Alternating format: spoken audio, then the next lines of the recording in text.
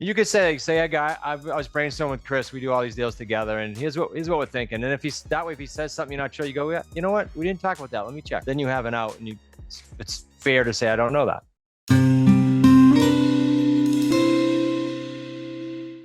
I got something now that we're on mortgage brokers. Your message to me in the call critique. I don't know if you remember that call. She was a broker. She was wanting a down payment. We moved the conversation. We was seller finance. We moved to AO, and you said just maybe go out as like a purchase and sale with her. Oh, the one I just did recently. Yes. Yeah. Okay. Yeah. Yes. Now, my question is more around the purchase and sale and how is that structured intertwined with. I meant to bring that up. So this is good. Kyle brought it up, and I'm going to make a note. ENS versus AO. Okay.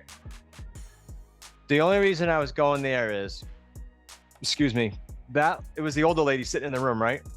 Yes, Daisy. Yeah. Yeah. Super like, this was just, I want to paint a scene for these guys in the Call Critique channel if you want to listen to it. She's an older woman sitting there with a broker or a friend. That's her property manager. She's the broker. Okay. He's the property manager. Okay. The older woman was definitely open to and savvy and understood owner financing and had a bunch of notes out there she held, and she sounded older.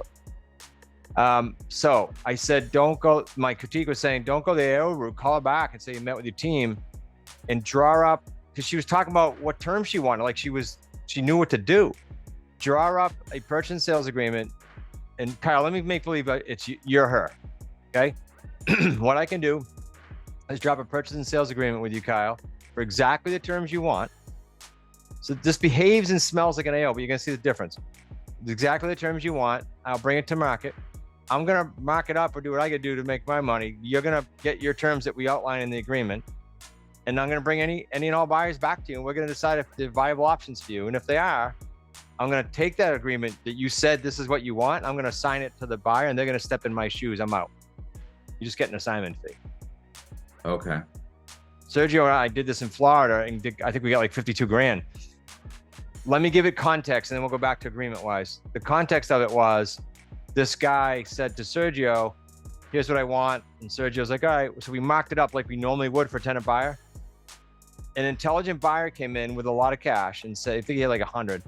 And he said, the monthly's too high because we had to mark it up to make this deal work. And he said, well, I got a question for you. What if you paid me an assignment fee and I assigned my agreement to you? My payment with the buyer, with the seller, is only like, I think it was $1,500. The guy's like, yeah, I'd love that.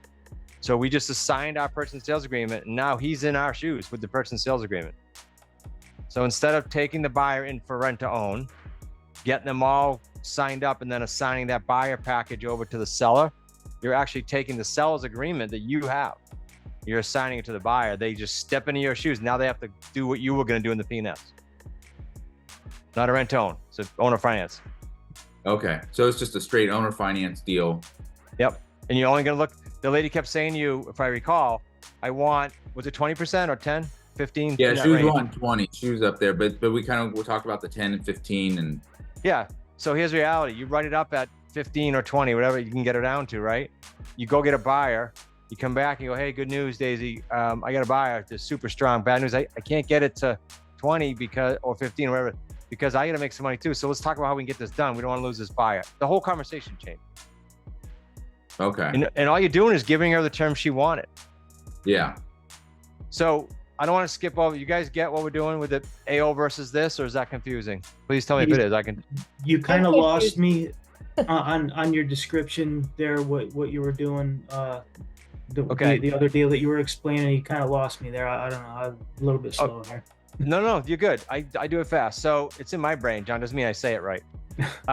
So it would stay with Kyle's guy instead of jumping. So just giving you an example of how it worked. But Kyle's going to please Daisy, who's experienced, and write up that purchase and sales at, what's the sales price, Kyle, that she wants? I Well, let's just say $500,000, guys. Just, yeah. And then he's going to try to say to her, hey, let me try it at 15. I think it's still a little high, but let me try it at 15% down. So the purchase and sales is going to say $100 deposit. Balance of that 15% is going to be at closing.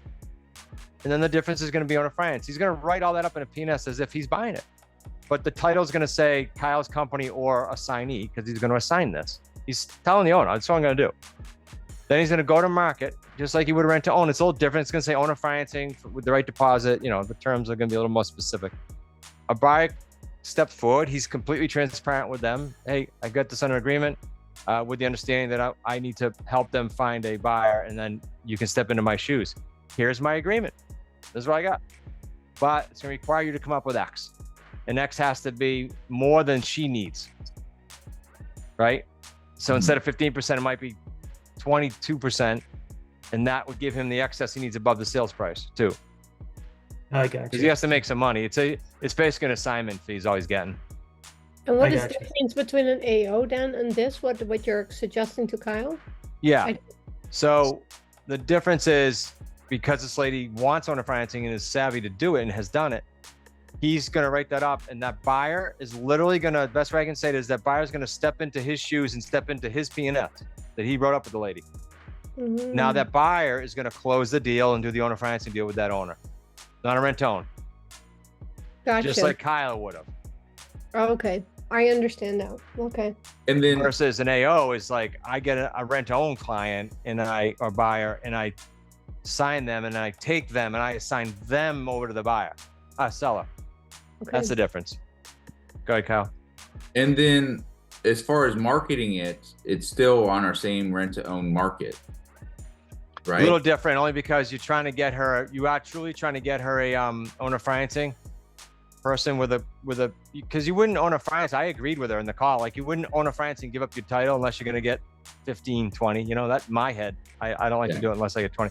So you could say to her, for expectations, Kyle, look, what this will also do for us is we might find someone just outside of affordability, and we could start them as a rent own, Daisy.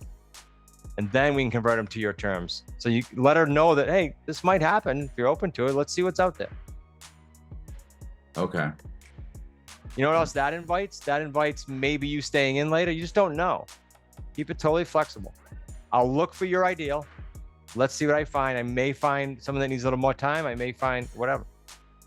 Because I guess my question would be her come back, okay, well, where are you going to market to? If she's already a broker, she's going to take it to her regular market.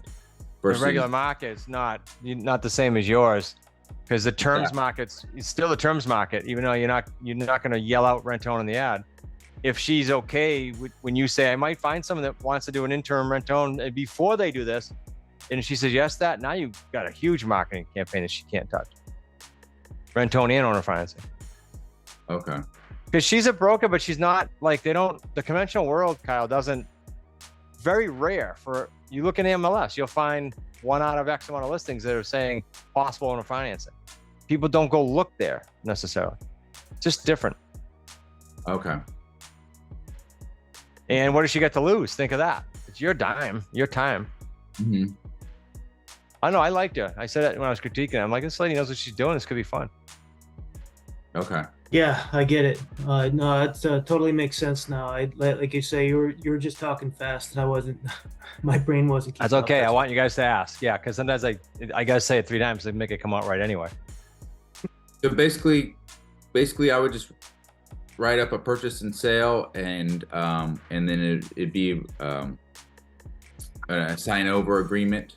In the end, I go procure a buyer. That I go find her a buyer, and then I would just sign the P&S to the buyer. And I would assign the P&S to the buyer. Yep. And just tell her, I'm thinking, because I heard the call, I'm thinking of language like, hey, Daisy, I thought through what we talked about. I think I can actually get you there because I can expose this a lot more than you might be able to. Here's how it would work. And you just explain it. Okay. And to your point earlier, would you market to all those other people too? Yes. And you'll go back to her and go, hey, good news. I got someone, but they don't want owner finance. They want to do rent own. They want to get their own mortgage. Now, here's a question. Does she want to be cashed out early if the buyer's ready, or she prefer to stay longer? Because she was talking like a lot of years. Yeah, she did mention a longer term. Yeah, Year. like a longer term. So I would ask her when you talk to her next, hey, I have a question for you. If somebody was to cash you out early, is that going to be okay? Or do you want a restriction in there or a prepay penalty? Because like the guy I bought the building from was like adamant that we don't cash them out early, but he forgot to put a prepay in. Some of these people don't want to get cashed out when they're at that age. They want the for tax reasons and income. Mm-hmm. So ask her that, okay? Because that will matter. We wouldn't be going looking for rent to own buyer that can cash her out in 18 months if she doesn't want to cash out. Gotcha. It's a little more data. You're almost there. I like the lady. I think that's doable.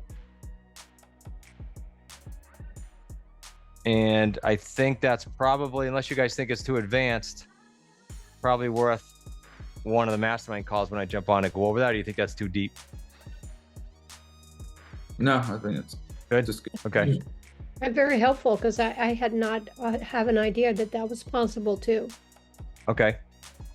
And then I left it with them. I was gonna have one of you guys call, but I guess that's all right. I can just call back and just because what I'll probably end up doing is talking to Edgar, because it seems like Edgar is the filter, right? It goes to Edgar first, and then it gets. So Do you want me and you to call Edgar? We can. Yeah, or I can call Edgar, and then I'd feel more comfortable. See where it is. See where it is, and then when Daisy wants to get on the phone, maybe get on with them. Yeah. You could say, I was brainstorming with Chris. We do all these deals together, and here's what we're thinking. And if he's that way, if he says something you're not sure, you go, yeah, you know what? We didn't talk about that. Let me check. Then you have an out, and it's fair to say I don't know that. Okay.